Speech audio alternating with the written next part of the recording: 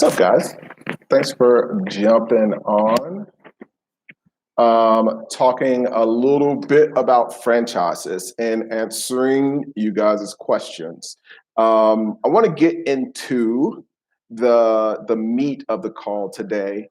I did have somebody who was asking about a home services or elderly care franchise. I do have one that we actually will offer financing on, which is interesting. If you want to reach out on it, feel free to shoot an email over to May. It's MAE at incomeacquisitions.com, and you can get some info on that franchise. I had a couple people that were particularly interested in that. And obviously there's several of them out there, some interesting ones. We have kind of some in-house financing that's available for Always Best Care, which that's the name of it. So if you're interested in that one, feel free to reach out. We can tell you about how we offer a special deal on that one.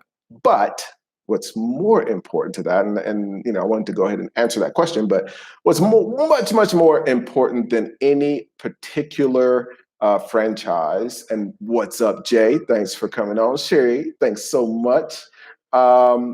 What's much more important than any particular franchise is your process for how you curate the franchises that you're going to look at. So you should never really be looking at a single franchise. You should always be comparing 3 or 4, and you're building kind of a pipeline. It's what we want to do for everything. When I'm working with investors, there's a funnel. When I'm looking for potential deals, there's a funnel. When I'm buying franchises, there's a funnel, and it's a smaller funnel. It's a more selected funnel, because you want to make sure that you're spending time on franchise and concepts that make sense on the 3 levels that I want to talk about. But then once they meet that criteria, you want to get into the kind of comparing them, and then create a competitive environment where you get their best offer.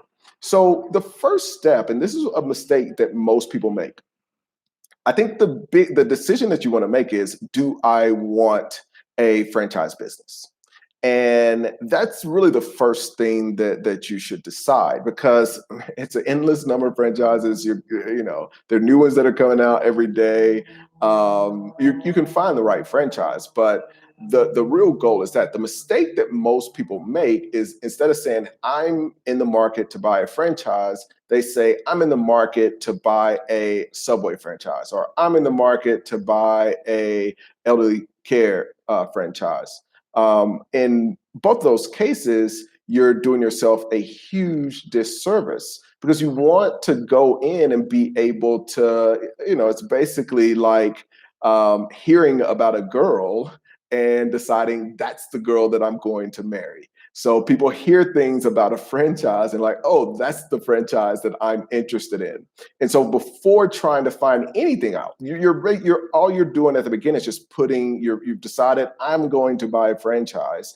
And then you start to build a list. Before you get any questions asked, before you get deep, you want to start to build a list. It's like, okay, well, Subway's on the list. Somebody just asked what the name of the franchise is. It's Always Best Care. That's on the list. Maybe there's a travel franchise.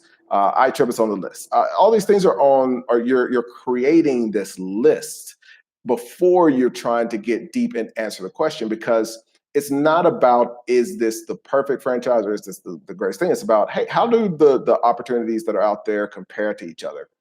After you do that, you're answering 3 questions. Number 1 is, how many territories are available in my area, and can I get the prime territory for this type of franchise?